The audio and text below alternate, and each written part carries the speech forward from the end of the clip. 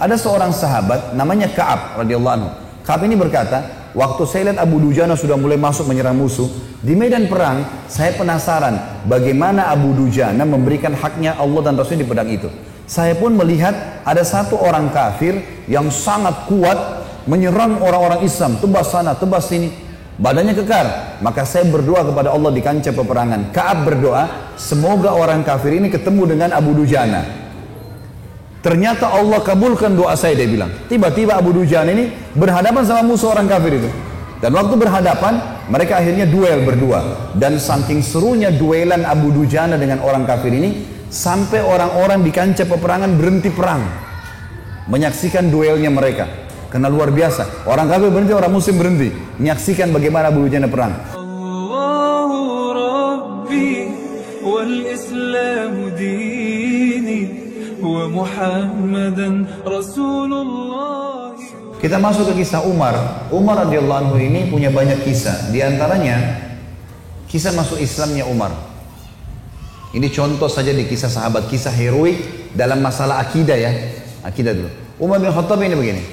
Dia pernah, Umar ini terkenal kalau pakai baju perang di Mekah. Dia udah pakai baju perangnya, dia mau berantem sama satu orang. Maka dia tidak akan buka bajunya sampai orang itu mati atau dia mati. Gak pernah main-main Umar. Kalau sudah pakai baju perang, perang. Dan Umar ini orangnya tinggi besar. Cirinya kalau duduk di atas kuda kakinya sampai di tanah. Gitu. Jadi 2 meter sekian tingginya. Orangnya besar sekali. Umar bin Khattab ini pernah ngambil, dan orang ini, Umar ini sangat keras dengan Islam ya. Sebelum masuk Islam teman-teman, dia sahabat dekat dengan Abu Jahal. Abu Jahal namanya Umar bin Amr bin Hisham. Sampai Nabi bilang apa? Ya Allah muliakan Islam dari salah satu dari 2 Umar. Umar bin Khattab atau Umar bin Amr bin Hisham. Karena 2 orang ini punya prinsip. Kalau dia sudah berpegang pada satu hal, mau salah mau benar dia sampai pertahankan sampai mati. Walaupun salah. Umar bin Khattab ini kena teman dekatnya Abu Jahal. Abu Jahal juga namanya Umar ya. Jadi Abu Jahal ini punya banyak budak, masuk Islam semua. Di antaranya kan ada Yasir, Ammar, Sumayyah, yang Yasir sama Ammar, Yasir sama Sumayyah mati syahid pertama dalam Islam. Itu kalau Abu Jahal lagi nyiksa budaknya, Umar bin Khattab datang ikut nyiksa. Jadi saking bencinya sama Islam itu. Teman-teman sekalian, pernah Umar bin Khattab ini waktu satu malam dia berjaga-jaga. Jadi kalau meja ini kita ibaratkan kota Mekah, kiri kanannya Mekah ini, timur sama baratnya ada gunung besar namanya As-Suwaida dan gunung Abi Kubais. 2 ini besar sekali. Jadi Mekah terlindungi dari timur dan baratnya. Di belakang Mekah itu ada tembok besar, benteng. Di utara ya, di selatannya juga ada tembok. Tapi pintu gerbang cuma dari depan. Jadi orang kalau keluar masuk Mekah cuma bisa lewat sini, lain-lain nggak bisa. Kaum muslimin waktu awal-awal Islam disiksa luar biasa. Nggak bisa nyampein dakwah. Siapa orang dakwah digebukin. Setiap ada orang yang masuk dari luar Mekah bertanya tentang muslimin dipukul. Nggak bisa. Mau keluar dari Mekah nggak boleh. Ada satu orang ibu namanya Ummu Abdillah. Ini Ummu Abdillah ini waktu Nabi SAW lihat umat Islam disiksa betul luar biasa. Waktu itu sudah sekitar 5 tahun, 6 tahun Nabi berdakwah di Mekah. Yang beriman itu cuma 153 orang. Ayah Nabi bilang, yang mau hijrah ke Habasyah, Ethiopia silakan. Keluarlah 83 orang sahabat. Jadi tinggal di Mekah sekitar 70 orang saja, gitu kan. 83 orang ini diantaranya Ummu Abdillah. Ummu Abdillah ini kebetulan satu suku dengan Umar. Umar bin Khattab ini orang sangat tegas dengan agama Islam. Dia selalu mukul, selalu siksa. Satu malam dia yang berjaga, Umar yang berjaga di pintu gerbang. Waktu dia keliling, dia lewatin bukit Abi Kubais, gunung Abi Kubais. Dia kaget, dari atas gunung Abi Kubais turun Ummu Abdillah. Ummu Abdillah ini lagi gendong anaknya, Abdullah lagi kecil, masih kecil. Perempuan naik gunung ini nggak gampang, naik gunung turun. Umar kaget, wahai Ummu Abdillah, ngapain kamu di sini? Kenapa naik gunung turun gunung ini? Kata Ummu Abdillah, kalian heran, kami heran dengan kalian hai Quraisy. Kami mau beriman sama Allah, kalian larang.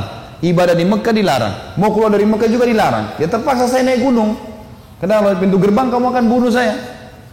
Umar kaget, sampai pada tingkat itukah, gitu kan? Umat Islam ini mempertahankan agamanya, dia kaget kan?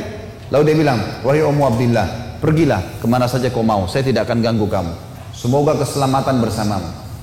Pergilah Ummu Abdillah nih, teman-temannya yang lain yang 82 orang di sana, tinggal 2 orang ini, Ummu Abdillah sama anaknya yang ditunggu. Mereka katakan, hai Ummu Abdillah dari mana? Kenapa telat? Tadi saya naik gunung dulu, lama. Terus kata mereka, syukurlah, alhamdulillah kau selamat. Ada orang Quraisy yang lihat enggak? Dia bilang tidak ada, kecuali Umar bin Khattab. Kaget mereka. Umar itu musibah besar. Ya, Umar ini luar biasa benci sama Islam gitu kan. Kata Ummu Abdillah, tapi dia doain saya. Mungkin, kata ada satu orang sahabat bilang, mungkin Ummu Abdillah kau penyebab dia masuk Islam. Apa jawaban sahabat yang lain? Semuanya. Saking susahnya Umar masuk Islam waktu itu. Mereka bilang, kalau Umar syahadat, unta juga bisa syahadat. Saking gak mungkinnya gitu loh. Gak mungkin orang ini syahadat. Oh, tiap hari siksa kita kok. Gimana caranya dia bisa masuk Islam? Ringkas cerita, pokoknya Umar ini berpikir terus Ummu Abdillah ini. Kenapa kok agama ini sampai bisa buat perempuan gendong anaknya naik gunung mau lari? Apa ini gitu? Dia keluar besoknya pakai baju perang, bawa pedang, ingin membunuh Nabi Muhammad SAW. Keluar, untuk itu memang dia keluar, untuk bunuh Nabi. Dia ketemu sama satu orang sahabat yang pura-pura yang sembunyikan Islamnya, tanya, hai Ibnu Khattab mau kemana kau? Mereka sudah tahu kalau pakai baju perang pasti bunuh orang nih. Dan Umar ini orangnya sangat kuat ya. Umar sama Hamzah ini 2 orang yang terkenal teman-teman kalau berburu, burunya itu singa. Dia masuk Mekah gendong singa, tangan kanannya satu, di pundak kanannya satu pegang pedang. Beratnya singa itu digendong satu kali. Tapi begitulah Umar gitu. Dia jalan, kata sahabatnya, kau mau kemana Ibnu Khattab? Dia bilang, saya mau bunuh Muhammad. Dialah yang telah memecahkan masyarakat Mekah nih. Begini, begitu, macam-macam. Sahabat ini takut Nabi benar-benar diperangi nih.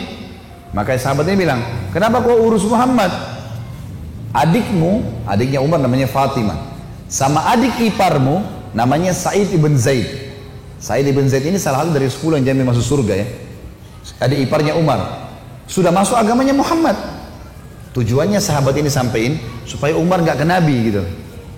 Pergilah Umar, dia bilang, apa betul adik saya sudah murtad tinggalin agamanya? Kata dia, silahkan kamu lihat sendiri. Pergilah ke sana. Rupanya si Fatimah sama Sa'id, suami istri ini, adiknya Umar dan adik iparnya Umar, sedang belajar Al-Quran dengan sahabat Nabi yang lain namanya Khabbab bin Arad. Salah satu budak yang pernah Abu Bakar bayar, tebus jadi hafal Quran, banyak bisa Al-Quran lalu mengajar gitu. Waktu Umar datang, suara telapak kakinya Umar kedengar. Karena memang badannya besar. Dobrak pintu. Fatimah sembunyiin Al-Quran. Khabbab bin Arad disembunyiin dalam kamar gitu kan. Oleh Sa'id bin Zaid. Lalu kata Umar, apa yang tadi saya dengar tuh? Kata Fatimah, nggak ada apa-apa. Dia bilang, ada tadi. Saya dengar sesuatu. Apakah itu yang dibawa oleh Muhammad? Kata Fatimah, iya. Gitu kan. Lalu kata Umar, berikan kepada saya. Minta Al-Quran. Kata Fatimah, nggak bisa.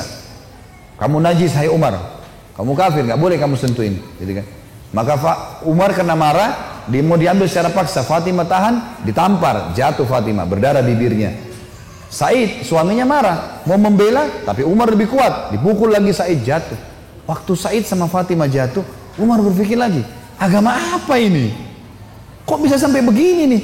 Ada perempuannya tidak pernah bantah kok sampai pertahankan, berani lawan dia. Laki-laki aja di Mekah banyak takut sama Umar, apalagi ini adik perempuan kok bisa berani? Agama apa ini? Penasaran dia. Dia bilang, coba kasih saya mau tahu apa ini. Kata Fatimah, kau najis, kalau mau mandi dulu. Mandilah dia. Habis mandi pulang, Umar baca surah Toha.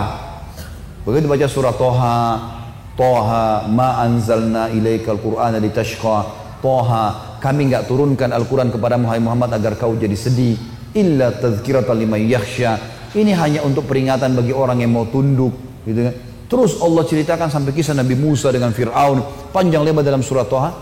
Ini Umar baru pertama kali baca dalam bahasa dia, ngerti bahasa Arab, tersentuh dia. Rupanya Umar ini suaranya keras, tiba-tiba jadi lembut suaranya. Dia bilang, tunjukkan saya di mana rumahnya Muhammad. Khabbab bin Arad, sahabat Nabi yang guru ngaji tadi dalam kamar dengar, dia keluar, saya tunjukin sama kamu.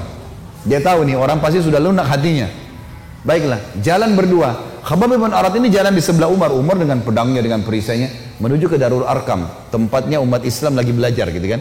Di lantai 2, rumah ini Darul Arkam 2 lantai. Lantai 2 ini ada sahabat yang memantau. Kalau ada orang Quraisy datang disuruh bubar. Dia dari jauh dilihat Umar jalan, baju perang, pegang pedang, Khabbab bin Arad di sebelahnya. Teriak dia, Khabbab bin Arad ditawan oleh Umar, gitu kan.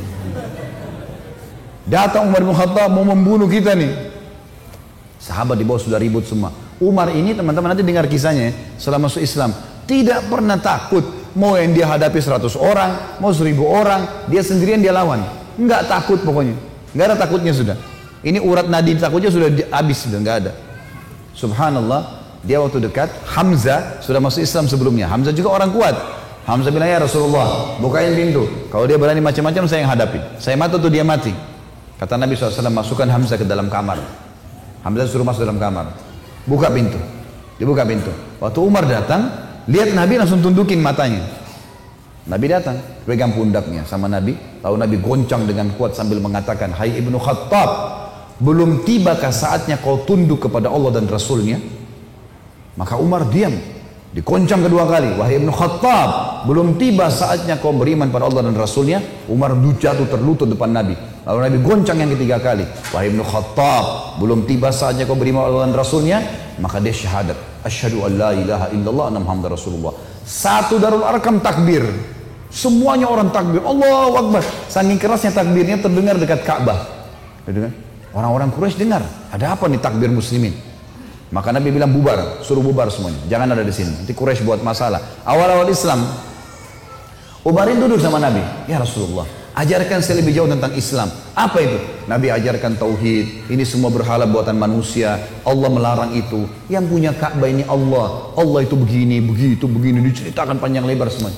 Dalam hitungan berapa menit Umar tambah tertanam iman dalam hatinya. Oh begitu ya.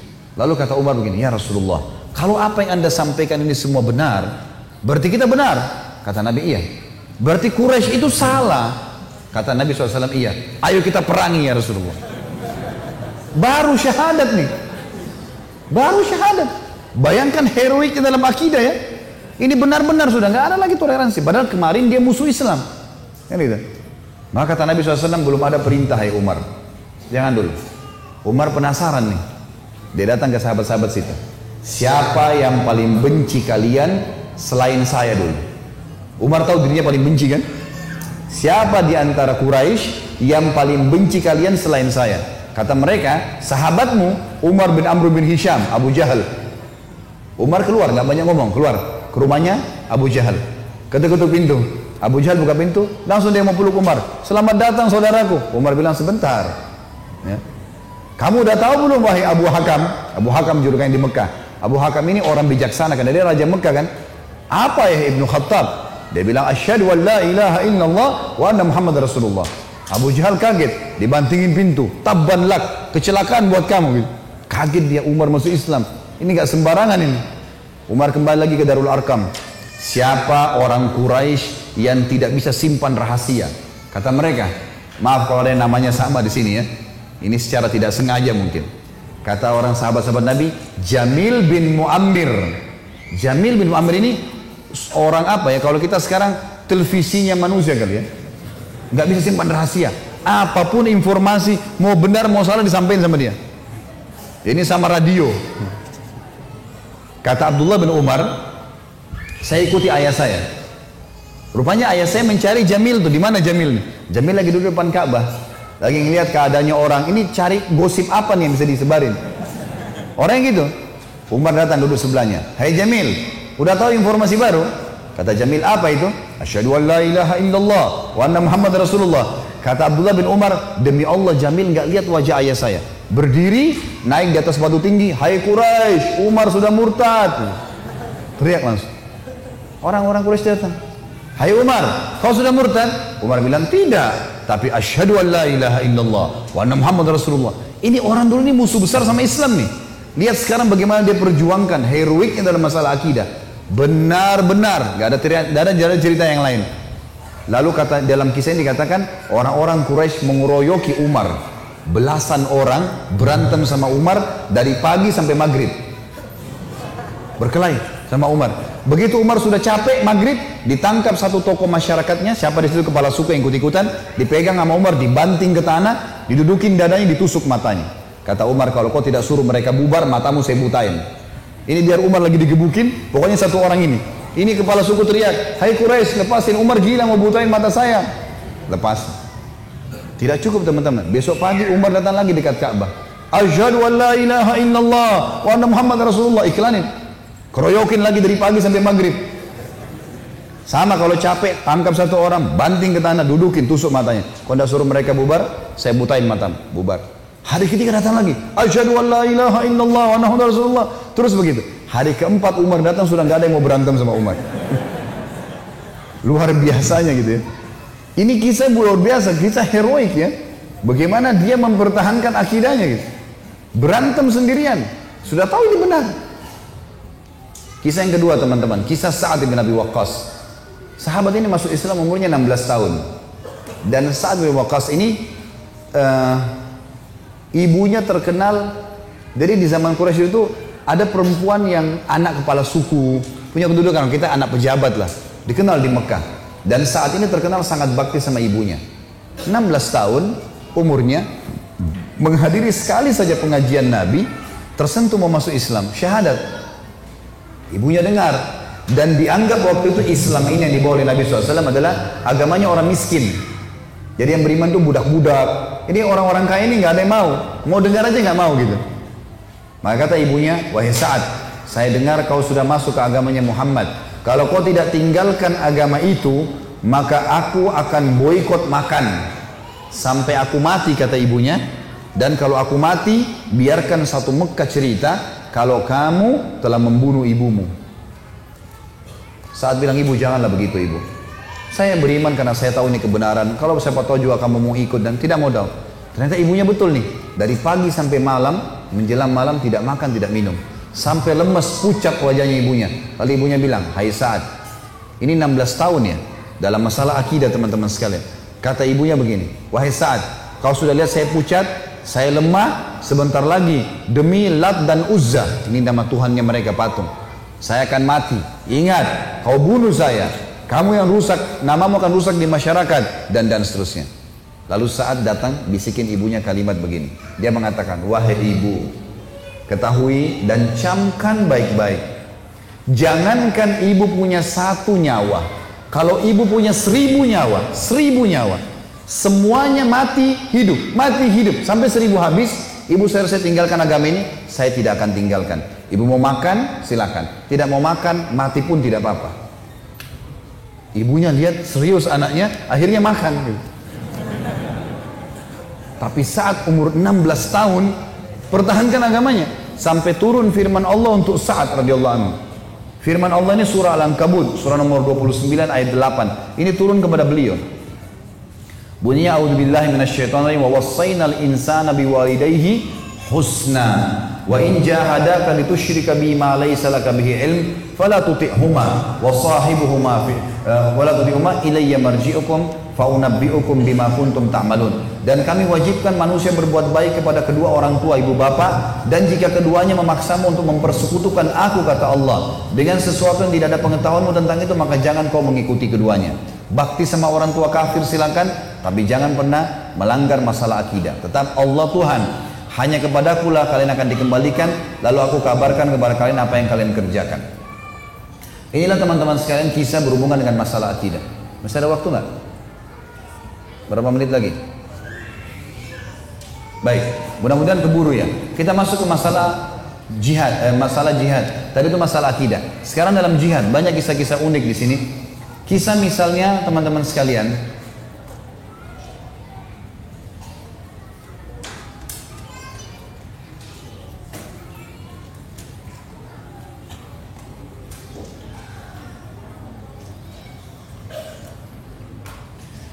ada seorang sahabat bernama Umair bin Hamam. Saya pilihkan nanti kisahnya karena sudah waktu duhur dekat. Umair bin Hamam ini teman-teman sekalian adalah salah satu sahabat yang sempat ikut di perang Badar. Waktu Nabi sudah atur pasukan, musuh sudah depan mata, ini tinggal pecikan takbir, perang nih. Sudah akan saling bunuh-membunuh. Lalu kata Nabi SAW dengan sabda yang masyhur dalam hadis Bukhari, demi Allah, tidak ada seorang pun dari kalian sekarang yang hadir di perang Badar ini, di kancah peperangan ini, terbunuh menghadapi musuh, kecuali pasti masuk surga yang luasnya seluas langit dan bumi. Umair ini, Ibn Humam, kebetulan lagi pegang 2 butir kurma di tangannya. Lalu dia bilang, bakhin, bakhin. Bakhin itu indah sekali ya Rasulullah. Indah sekali. Ulangin ya Rasulullah. Kata Nabi SAW, demi zat yang ubun-ubunku dalam agama, maksudnya demi Allah, tidak ada seorang pun dari kalian di sini yang terbunuh di kancah peperangan sekarang ini, perang Badar, kecuali pasti masuk surga yang luasnya seluas langit dan bumi. Umair mengatakan, bakhin, bakhin, dengan semangat dia. Maka kata Nabi SAW, katakan Nabi, kenapa Umair? Kenapa kau bilang bakhin, bakhin? Maksudnya indah sekali ya Rasulullah. Kata Umair, ya Rasulullah, aku tinggal masuk ke medan perang ini, dibunuh oleh mereka orang-orang kafir ini, masuk surga tanpa hisab, seluas langit dan bumi. Kata Nabi SAW, iya. Kata Umair, itulah sebabnya saya mengatakan bakhin ya Rasulullah. Saya akan kejar tuh. Baik, Umair ini rupanya dia manggil kurma, dia kunyah nih. Sudah mulai percikan tangan, Allahu Akbar, sudah mau saling nyerang nih. Umair makan dulu kurmanya, ada 2 butir kurma. Waktu dia lagi makan, dia bilang, wahai Umair, sesungguhnya kalau kau habiskan kurmamu ini, masih lama kamu dapat surga. Dibuang sama dia, dia maju berperang sampai terbunuh mati syahid. Lihat heroiknya sahabat ya, bagaimana mereka langsung menyambut apa yang disampaikan Allah dan Rasulnya. Kisah yang unik adalah kisah 2 orang yang bernama anak muda ini, Mu'adz dan adiknya Auf bin Afra. Ini teman-teman, Mu'adz ini umurnya 16 tahun, adiknya Auf namanya, ini umurnya 15 tahun. Ini masih belasan tahun ini. Bandingkan dengan generasi muda Islam sekarang. Azan aja belum tentu ke masjid gitu. Ini teman-teman sekalian ikut di perang Badar. Waktu ikut di perang Badar, Abdurrahman ibn Auf menceritakan kepada kita, mengatakan, waktu saya lagi lihat peperangan sudah akan berkecamuk nih, udah mulai mau berperang musuh, tiba-tiba ada satu orang anak muda 16 tahun namanya Mu'adz berkata kepada saya, kepada Abdurrahman bin Auf, paman, mana Abu Jahal? Kata Abdurrahman, kenapa kau tanya Abu Jahal? Kata Mu'adz, saya dengar dia orang yang paling suka menyakiti Nabi SAW di Mekah. Benar? Kata Abdurrahman, iya benar. Terus untuk apa kau tanya? Saya mau bunuh paman. Ini Abu Jahal ini saya mau bunuh. Kata Abdurrahman, baiklah, kalau saya lihat nanti saya akan beritahukan kau dia. Karena ini peperangan orang-orang lagi berkecamuk nih, kita belum tahu, nanti kalau kelihatan saya lihat. Maka si Mu'adz nunggu di sebelah. Datang adiknya namanya Auf, tanpa janjian nih, adiknya dia umurnya 15 tahun. Datang sebelah tanya yang sama, paman, mana namanya Abu Jahal? Kata Abdurrahman, kenapa kau tanya? Saya dengar dia paling suka menyiksa Nabi SAW di Mekah. Benar? Benar. Untuk apa kau tanya? Saya mau bunuh paman. Kata Abdurrahman, baiklah, kalau saya lihat saya akan tunjukkan. Kata Abdurrahman, sementara 2 di kiri kanan saya ini sudah ada gemuruh-gemuruh suara orang sudah mau perang. Tiba-tiba Abu Jahal dari kejauhan kelihatan. Abu Jahal itu dari kepalanya sampai kakinya, kudanya juga sampai kakinya semuanya besi. Yang kelihatan cuma matanya saja. Dia dulu di atas kuda, dikelilingi oleh 10 baris pasukan. Lingkar. Nggak bisa ditembus ini. Bayangkan kalau satu orang berdiri, ada orang buat lingkaran, lingkaran pertama, lingkaran kedua, sampai 10 lingkaran. Gimana caranya menembus nih? Kata Abdurrahman, waktu saya lihat, saya bilang, itu Abu Jahal. Waktu saya bilang, itu Abu Jahal, kata Abdurrahman, demi Allah, si Mu'adz sama Auf, seperti 2 anak panah yang melesit, ya, dilepas dari busurnya. Lari dua-dua ini. Menembus 10 baris itu. Tebas sana, tebas sini, naik di atas pundaknya, sampai ke Abu Jahal. Dan dua-duanya menebasin pedangnya sampai kena ke pahanya Abu Jahal. Sobek pahanya Abu Jahal ini, berdarah, jatuh dari kuda, gitu kan. Abu Jahal ini rajanya mereka ya, rajanya orang-orang Mekah waktu itu. Dan kalau ini kalah, ini mati, berbubar semua di pasukan. Yang terjadi teman-teman sekalian, si Auf, si adik ini 15 tahun, dikeroyoki oleh pengawal-pengawalnya Abu Jahal, mati syahid. Si Mu'adz ini sempat nangkis-nangkis, tangannya kena tebasan pedang. Tapi dia sempat keluar, gitu kan. Dia keluar dari medan perang, 16 tahun teman-teman sekalian. Diambil imamahnya, diikat tangannya sama dia. Yang sobek itu, diikat sama dia. Dia masuk melawan satu tangan. Waktu dia lagi perang, dia rasa tangannya ini mengganggu dia. Kesakitan kan? Dia mau cari mati syahid nih. Dia keluar ke kancah peperangan, tangannya ini diinjak sama kakinya, ditarik sama dia. Diputus sekalian. Dia masuk berperang sampai terbunuh teman-teman sekalian. 15 sama 16 tahun yakin mati di medan perang, ini adalah syahid. Gak ada rasa takut sama sekali. Ini luar biasa bagaimana. Kisah yang lain Abu Dujana. Abu Dujana radhiyallahu anhu ini sahabat Nabi, pernah begini, Syammah namanya dia Syammah ya. Beliau pernah ini Nabi SAW pegang pedang di perang Uhud. Udah masuk waktu? Hah? Hah?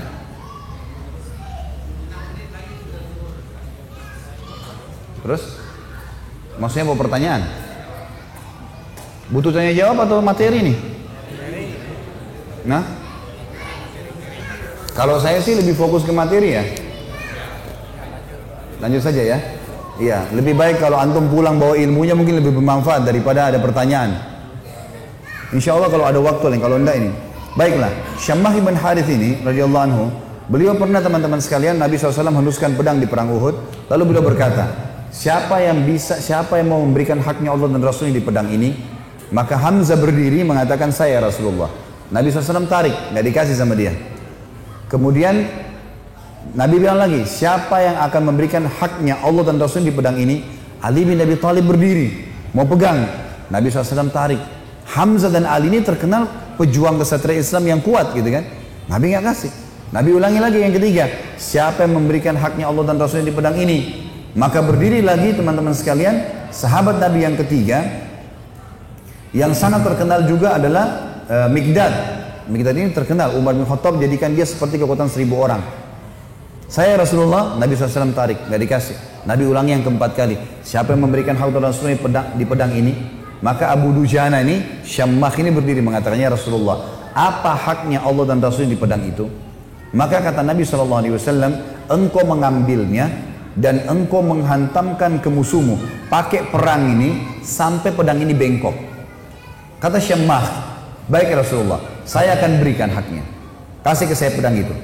Maka Nabi SAW pun memberikan pedang itu, karena Nabi SAW ingin sahabat ini bertanya dulu apa haknya Allah Rasulullah di pedang itu. Maka diambil oleh Abu Dujana. Lalu Abu Dujana ini memegang pedangnya, lalu imamanya tadinya warna merah, warna hitam, diganti warna merah sama dia. Zaman itu kalau pakai imamah merah berarti mau mati gitu. Dipakai warna merah sama dia, pedang itu dipakai, dipegang di dadanya sambil dia mengayun-ayunkan pedang itu di hadapan musuh orang Quraisy di perang Uhud ya. Belum perang ini. Lalu Nabi SAW lihat, Nabi mengatakan, sungguh perilakunya Syammah ini dibenci oleh Allah. Tidak disuka sama Allah nih, perilaku sombong. Kecuali di posisi seperti ini. Kecuali di medan perang. Boleh kalian tunjukkan keterampilan kalian depan musuh. Tapi kalau enggak, ya di lainnya Allah marah. Maka Abu Dujana pun akhirnya memegang pedang tersebut teman-teman sekalian. Yang terjadi adalah, ada seorang sahabat namanya Ka'ab radhiyallahu anhu. Ka'ab ini berkata, waktu saya lihat Abu Dujana sudah mulai masuk menyerang musuh, di medan perang, saya penasaran bagaimana Abu Dujana memberikan haknya Allah dan Rasul di pedang itu. Saya pun melihat ada satu orang kafir yang sangat kuat menyerang orang-orang Islam, tebas sana, tebas sini, badannya kekar. Maka saya berdoa kepada Allah di kancah peperangan. Ka'ab berdoa, semoga orang kafir ini ketemu dengan Abu Dujana. Ternyata Allah kabulkan doa saya, dia bilang. Tiba-tiba Abu Dujana ini berhadapan sama musuh orang kafir itu. Dan waktu berhadapan, mereka akhirnya duel berdua. Dan saking serunya duelan Abu Dujana dengan orang kafir ini, sampai orang-orang di kancah peperangan berhenti perang. Menyaksikan duelnya mereka. Karena luar biasa. Orang kafir berhenti, orang muslim berhenti. Menyaksikan bagaimana Abu Dujana perang. Sampai akhirnya Abu Dujana ditebas sama orang tersebut dengan pedang dengan sangat kuat, ditangkis sama perisai sampai perisai itu terbelah dua dan pedangnya orang kafir melengket. Maka Abu Dujana pun akhirnya menebaskan pedang itu ke arah orang kafir yang sampai membuat orang kafir itu terbelah bagian setengah badannya. Akhirnya matilah orang itu. Maka kata Ka'ab, aku pun akhirnya menghadap ke Abu Dujana dan dia berkata, wahai Ka'ab, bagaimana pendapatmu? Bagaimana yang kau lihat dengan ini? Maka dia pun tersenyum. Artinya Abu Dujana betul-betul mengerjakan apa yang diperintahkan oleh Allah dan Rasulnya. Tentu dalam medan perang cukup banyak kisah-kisah teman-teman sekalian. Juga ada kisah yang sangat unik sebenarnya. Saya disimpulkan, insya Allah 1 menit saja. Ada namanya Hamrat Asad. Waktu para sahabat kalah di perang Uhud, ada 70 sahabat mati syahid. Sisanya, kan sahabat yang pergi perang Uhud itu 700 orang ya. 70 orang mati, jadi sisa 630 orang. 630 orang ini teman-teman sekalian semuanya luka parah. Kita tutup dengan kisah ini ya. Luka parah semuanya. Nabi pun berdarah pipinya, keningnya berdarah SAW, giginya pecah. Pundaknya sempat dihantam oleh Ibnu Qami'ah. Beliau mengatakan, saya rasakan sakitnya sebulan. Ini sahabat semua, 630 orang luka semuanya. Dan minimal mereka luka 5 luka di tubuhnya. Di dalam kisah ini dikatakan teman-teman sekalian, pulanglah mereka ke Madinah di perang Uhud. Sedih, sahabat banyak yang kalah. Waktu itu karena awal peperangan menang, pulang ke Madinah. Waktu masuk di Madinah, tiba waktu maghrib. Sahabat-sahabat ini 600 orang banyak tidak bisa ke masjid. Gak bisa. Ada 2 anak muda umur 14 tahun sama 15 tahun. Apa 15 sama 16 tahun. Tapi bukan si Auf tadi, orang lain ini. Ini anak muda ini saking banyaknya luka di badannya sampai ditaruh di atas kuda, lalu diturunkan, dimasukkan di dalam rumah, ibunya tinggal rawat. Gak bisa bergerak apa-apa lagi. Sholat pun dalam kondisi isyarat mata. Udah sakit semua nih. Gitu kan? Baik. Habis sholat subuh teman-teman, turun perintah Allah. Ini 1 hari setelah perang Uhud. Ada perang namanya Hamrat Asad. Nama lokasi Hamrat Asad ini, nama lokasi Asad artinya singa. Hamrat ini wilayah warna merah karena gunungnya banyak warna merah. Perintah Allah kepada Nabi Muhammad SAW, perintahkan semua sahabat Muhammad yang ikut di Uhud kemarin, 630 orang yang luka itu, semuanya keluar lagi, kejar lagi itu orang-orang Quraisy. Pasukan kalah ya, luka semua. Maka tersebar berita, pemanggil-pemanggil Nabi, hai sahabat-sahabat Nabi yang kemarin ikut Uhud, bukan orang baru, yang luka-luka parah, semuanya oleh Nabi disuruh ngejar menuju ke Hamrat Asad, kejar Quraisy. Maka sahabat-sahabat banyak, diantaranya Usaid bin Khudair, ada yang lagi nempel daun untuk mengeringkan lukanya, dicabut sama dia. Sami'na wa ata'na, kami patuh dan tenang. Dicabut semua luka-luka mereka yang tempel-tempelan, mereka pergi sambil ngalir darah. Ada 2 orang anak muda 15 sama 16 tahun. Ini di sini di riwayat tidak disebutkan namanya, yang tertidur di atas ranjang, ibunya ngerawat, sholat pun dengan isyarat mata.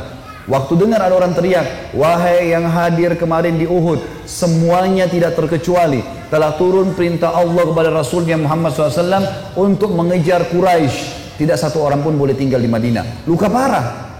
Maka adik kakak ini bersebelahan tidurnya. Kakaknya bilang, wahai adikku, tidak mungkin kita tinggal di atas ranjang begini sementara panggilan Rasulullah ada 16 dan 15 tahun ini. Maka kata adiknya, bagaimana caranya kak?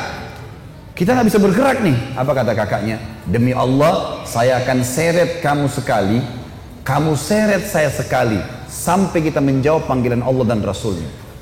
Luar biasa. Saya waktu baca kisahnya sampai netes air mata teman-teman sekalian. Luar biasa. Dan akhirnya mereka seret-seretan sampai tiba di depan Nabi SAW. Ada yang berdarah, ada yang ini, terutama 2 anak muda ini naik di atas kuda itu sambil diseret jalan ya. Waktu mereka diseret semua pada nangis, lihat. Ini luar biasa orang ini. Dan akhirnya sahabat ini semuanya pergi ke sana. Pas Quraisy dengar 630 pasukan yang kemarin kalah, tidak ada orang baru yang datang, bukan tenaga baru cuma yang kemarin mau berperang, Quraisy tidak berani kembali. Mereka takut. Ini jangan sampai luar biasa nih. Kok bisa sampai luka parah mau kembali gitu? Maka mereka tidak berani kembali dan tersebar berita kalau setelah kekalahan di Uhud, 1 hari setelahnya di Hamrat Asad muslimin memenangkan peperangan. Dan ini mengobati luka-luka mereka. Tapi saksi bahasan teman-teman bagaimana mereka luar biasanya dalam mempertahankan agama ini. Allahu a'lam. Tentu banyak kisah tentang kedermawanan, masalah infak, banyak kisah tentang hal-hal yang luar biasa dari para sahabat ini. Yang jelas kita tidak mungkin bisa membahasnya semua. Kesimpulannya teman-teman sekalian, kita dianjurkan oleh Nabi SAW beberapa hal. Hadis Nabi dalam Riwayat Bukhari, jangan kalian menghina dan mencaci maki para sahabatku. Bila seseorang dari kalian berinfak seperti Uhud, besarnya semuanya emas, maka belum bisa mencapai amal mereka walaupun segenggam atau bahkan setengah genggam. Juga dalam hadis yang lain riwayat Ahmad, kata Nabi SAW, bertakwalah kalian kepada Allah di para sahabatku, jangan pernah jadikan mereka sebagai sasaran kedengkian dan permusuhan sepeninggalku.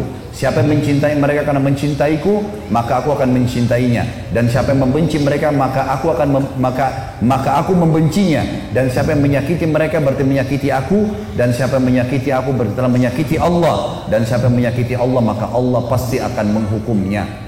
Dalam hadis penutup teman-teman sekalian, kata Nabi SAW, Allah melaknat siapapun yang mencaci sahabatku. Riwayat lain, siapa yang mencaci maki sahabatku, maka baginya laknat Allah, para malaikat dan seluruh manusia.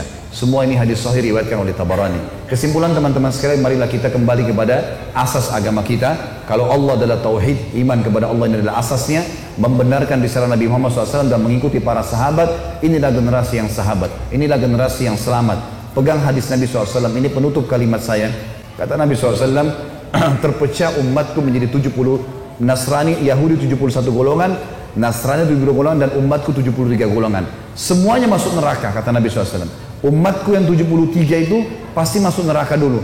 Ada satu yang tidak, masuk surga tanpa hisab. Nggak lewat neraka dulu. Yang 72 masuk neraka semuanya. Kata para sahabat, ya Rasulullah, siapa yang satu itu? Jawaban Nabi, makana ana alaihi wa ashabi. Orang yang mengikuti aku dan mengikuti sahabat-sahabatku. Ini pasti tidak akan menyimpang. Karena memang wahyu turun kepada Nabi SAW dan sahabat yang menerimanya. Allahu a'lam.